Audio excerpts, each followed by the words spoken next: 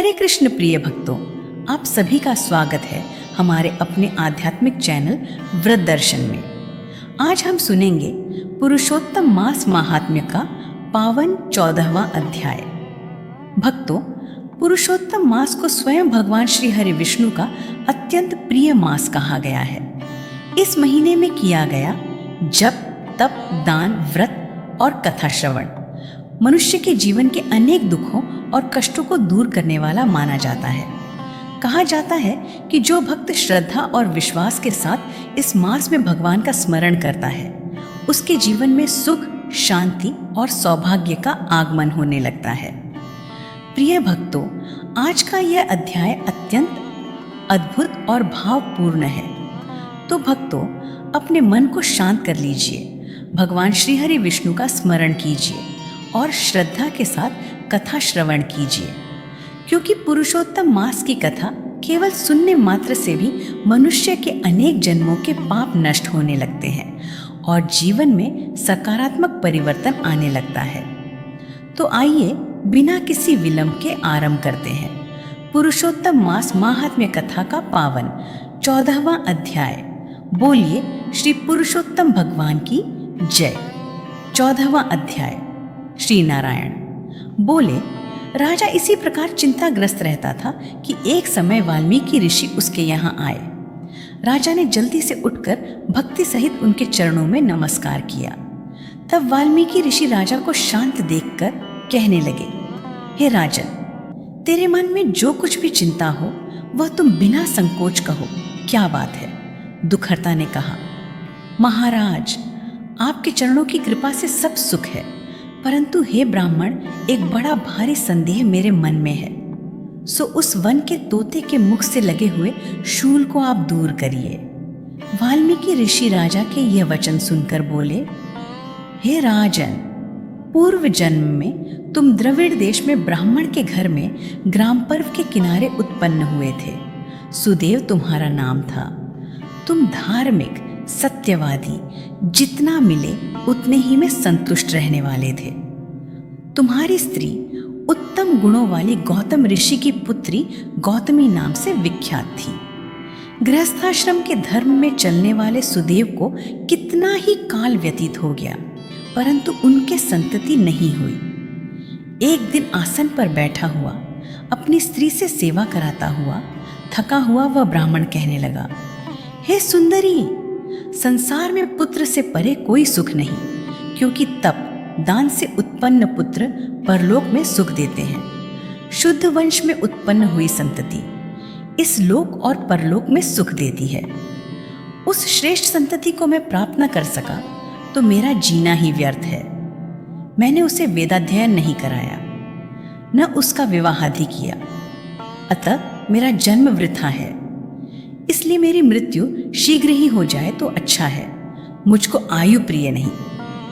इस प्रकार अपने पति के वचनों को सुनकर उस सुंदरी के मन में अत्यंत दुख हुआ और बोली, हे प्राणेश्वर, ऐसे तुच्छ वाक्य मत कहो। तुम्हारे जैसे वैष्णव शूरवीर कभी निराश नहीं होते। हे विप्र, आप सत्य धर्म में तत्पर रहे। आपने तो स्वर्ग जीता है। पुत्र की इच्छा है तो हरि जगन्नाथ की आराधना करो। वह ब्राह्मण श्रेष्ठ अपनी धर्म पत्नी के ऐसे वचन सुनकर निश्चय के साथ तापी नदी के किनारे चला गया। वहां जाकर पुण्य तीर्थ में स्नान कर महाभयंकर तप करने लगा। ऐसे उस तपोनिधि के 4000 वर्ष बीत गए। हे ब्राह्मण, उसके तप से त्रिलोक कांप उठे। सुदेव का महाउग्र तप देखकर बड़े वेग से गरुड़ पर चढ़कर भक्तवत्सल श्री भगवान प्रकट हुए।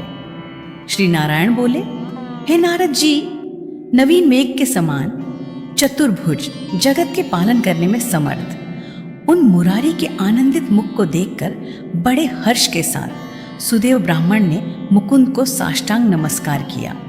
यहीं पर श्री पुरुषोत्तम मास महात्म्य के पावन 14वें अध्याय का समापन होता है। बोलिए श्री हरि विष्णु भगवान की जय। प्रिय भक्तों, अब इसी महात्म्य से जुड़ी एक प्रेरणादायक कथा सुनते हैं। उज्जैन नगर में धर्मपाल नाम का एक व्यापारी रहता था। उसके पास धन दौलत की कोई कमी नहीं थी, लेकिन उसके जीवन में सुख और शांति बिल्कुल नहीं थी। उसका एकमात्र पुत्र गंभीर रोग से पीड़ित था।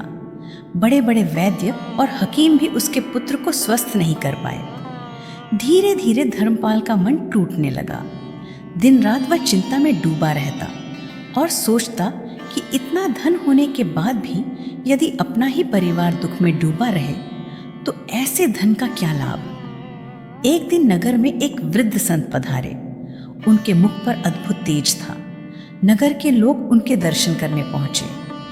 धर्मपाल भी भारी मन से उनके पास गया और अपने पुत्र की बीमारी के विषय में सब कुछ बता दिया।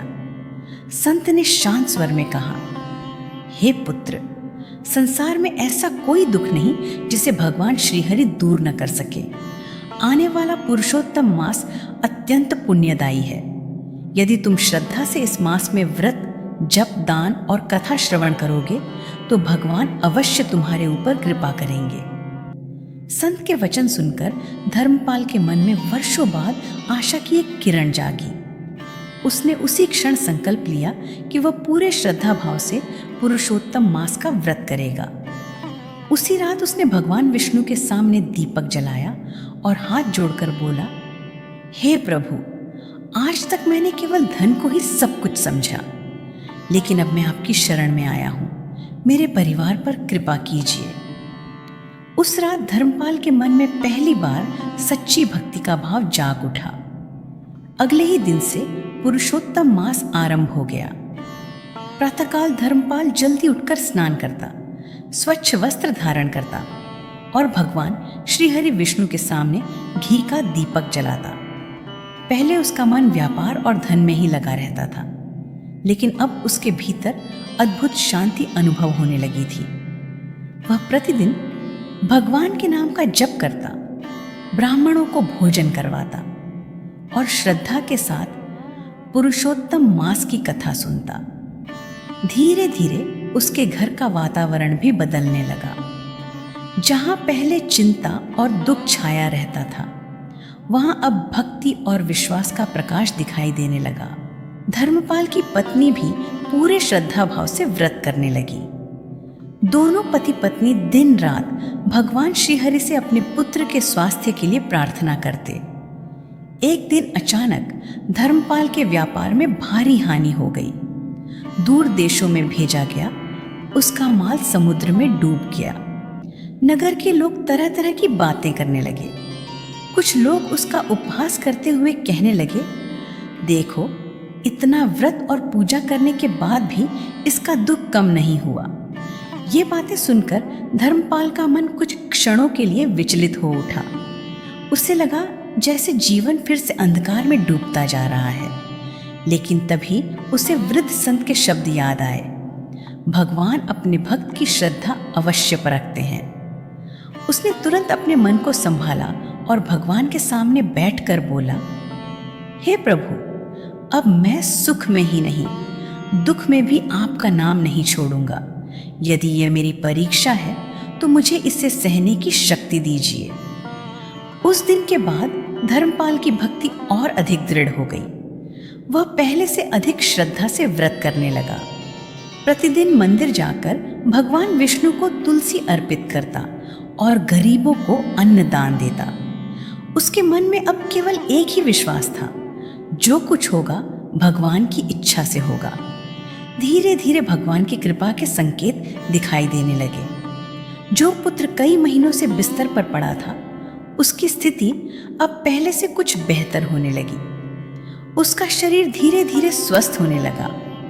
वैद्य भी आश्चर्य करने लगे कि जिस रोग का कोई उपचार नहीं मिल रहा था, वह अचानक कैसे कम होने लगा। एक दिन धर्मपाल का पुत्र स्वयं उठकर बैठ गया। इतने दिनों बाद अपने पुत्र को इस अवस्था में देखकर धर्मपाल और उसकी पत्नी की आंखों से खुशी के आंसू बहने लगे। दोनों ने तुरंत भगवान श्रीहरि के चरणों में सिर झुका दिया। उधर नगर के लोगों ने भी ये परिवर्तन देखना शुरू कर दिया। अब वही लोग जो पहले उपहास करते थे, धर्मपाल से पुरुषोत्तम मास के व्रत और भगवान की भक्ति के विषय में पूछने लगे। धर्मपाल सभी से विनम्रता से कहता, यह सब भगवान श्रीहरि की कृपा है। मनुष्य को कभी भी भक्ति और विश्वास नहीं छोड़ना चाहिए। समय बीतने के साथ धर्मपाल का व्यापार भी धीरे धीरे फिर से बढ़ने लगा, लेकिन अब उसके स्वभाव में बहुत परिवर्तन आ चुका था। पहले उसे अपने धन का घमंड था, पर अब उसके मन में केवल भगवान के प्रति कृतज्ञता थी। वो अपने धन का एक भाग गरीबों और जरूरतमंदों की सेवा में लगाने लगा। एक रात धर्मपाल मंदिर में बैठकर भगवान का स्मरण कर रहा था।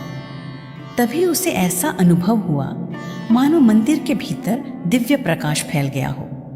उसकी आंखें बंद थीं, लेकिन उसके हृदय में अद्भुत शांति उतर रही थी। उसी क्षण उसे भीतर से एक दिव्य अनुभूति हुई, जैसे भगवान स्वयं उसे आशीर्वाद दे रहे हों। उस रात धर्मपाल का मन पूर्ण रूप से भगवान श्रीहरि की भक्ति में डूब चुका था। धीरे धीरे पुरुषोत्तम मास अपने अंतिम दिनों की ओर बढ़ने लगा। धर्मपाल अब पहले जैसा व्यक्ति नहीं रहा था। उसके चेहरे पर एक अलग ही शांति और संतोष दिखाई देता था।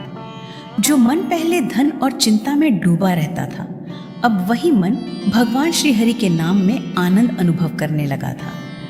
प्रतिदिन प्रातःकाल वह पूरे श्रद्धा भाव से भगवान विष्णु की पूजा करता, तुलसी पर जल अर्पित करता और गरीबों को भोजन करवाता। उसका पुत्र भी अब पहले से काफी स्वस्थ हो चुका था। घर में जो उदासी और भय का वातावरण था, वह धीरे धीरे समाप्त होने लगा। धर्मपाल की पत्नी अक्सर भगवान के सामने हाथ जोड़कर कहती, हे प्रभु, आपने हमारे टूटे हुए जीवन में फिर से आशा का दीप जला दिया। एक दिन पुरुषोत्तम मास की एकादशी थी। धर्मपाल ने पूर्ण श्रद्धा और नियम के साथ व्रत रखा। रात के समय उसके घर में भगवान विष्णु के नाम का कीर्तन हो रहा था। दीपकों की रोशनी से पूरा घर जगमगा रहा था। उसी समय अचानक वातावरण अत्यंत दिव्य हो उठा। मंद मंद सुगंधित वायु बहने लगी और ऐसा प्रतीत होने लगा मानो स्वयं भगवान की कृपा वहां उतर आई हो। धर्मपाल ध्यान मग्न होकर भगवान का नाम जप रहा था। तभी उसके हृदय में एक दिव्य अनुभूति हुई। उसे ऐसा लगा जैसे भगवान श्रीहरि उसके मन से कह रहे हों, हे भक्त, जिसने सच्चे मन से पुरुषोत्तम मास में हमारा स्मरण किया, उसे कभी निराश नहीं होना पड़ता। इतना सुनते ही धर्मपाल की आंखों से अश्रुधारा बहने लगी। उसने भावुक होकर भगवान के चरणों में सिर झुका दिया। उस क्षण उसके मन का सारा भय, चिंता और मोह समाप्त हो चुका था। अब उसके भीतर केवल भक्ति और विश्वास बचा था। कुछ ही दिनों में उसका पुत्र पूर्ण रूप से स्वस्थ हो गया। यह देखकर नगर के लोग आश्चर्यचकित रह गए। सभी कहने लगे, निश्चय ही यह पुरुषोत्तम मास के व्रत और भगवान श्रीहरि की कृपा का फल है। धीरे धीरे धर्मपाल का व्यापार भी पहले से अधिक बढ़ने लगा, लेकिन अब वह अपने धन का उपयोग केवल अपने सुख के लिए नहीं करता था। वह प्रतिदिन गरीबों को अन्न दान देता, साधु संतों की सेवा करता और लोगों को भगवान की भक्ति के लिए प्रेरित करता। नगर के लोग अब उसका बहुत सम्मान करने लगे। जो लोग पहले उसका उपहास करते थे, वही अब उससे पुरुषोत्तम मास के व्रत की महिमा पूछते। धर्मपाल सभी से एक ही बात कहता, मनुष्य के जीवन में धन, वैभव और सुख सब नश्वर है। यदि भगवान की भक्ति नहीं है तो सब व्यर्थ है। लेकिन जो भक्त सच्चे मन से भगवान श्रीहरि की शरण में आता है, प्रभु उसका जीवन अवश्य बदल देते हैं। धीरे धीरे पूरे नगर में भगवान विष्णु का नाम संकीर्तन होने लगा। लोग व्रत, दान और कथा श्रवण करने लगे। धर्मपाल का घर अब एक भक्तिमय स्थान बन चुका था, जहां प्रतिदिन हरिनाम की ध्वनि सुनाई देती थी। प्रिय भक्तों, पुरुषोत्तम मास की महिमा अनंत है। इस पवित्र मास में जो मनुष्य श्रद्धा, विश्वास और सच्चे मन से भगवान श्रीहरि विष्णु का स्मरण करता है, उसके जीवन के बड़े से बड़े दुख भी धीरे धीरे समाप्त होने लगते हैं। भगवान अपने भक्त की परीक्षा अवश्य लेते हैं, लेकिन अंत में उसे सुख, शांति और भक्ति का अमूल्य वरदान भी देते हैं। इसलिए हमें भी कभी भगवान पर से विश्वास नहीं खोना चाहिए, चाहे जीवन में कितनी भी कठिन परिस्थितियां क्यों ना आए। यदि मनुष्य श्रद्धा के साथ भगवान का नाम लेता रहे तो एक न एक दिन प्रभु उसकी पुकार अवश्य सुनते हैं। बोलिए श्री पुरुषोत्तम भगवान की जय।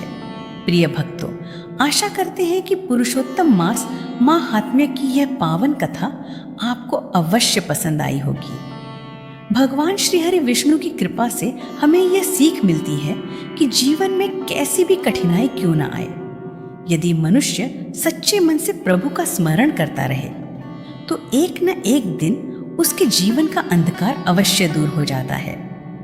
पुरुषोत्तम मास केवल व्रत का समय नहीं, बल्कि आत्मा को भगवान से जोड़ने का दिव्य अवसर है।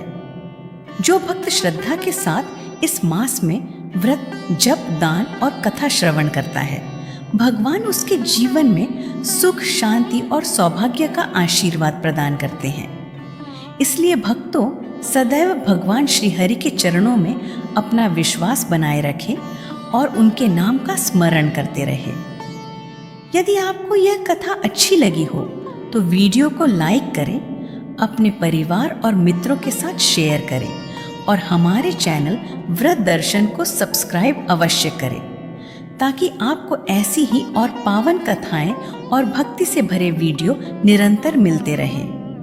अंत में सभी भक्त प्रेम से बोलिए श्री पुरुषोत्तम भगवान की जय, श्री हरि विष्णु भगवान की जय।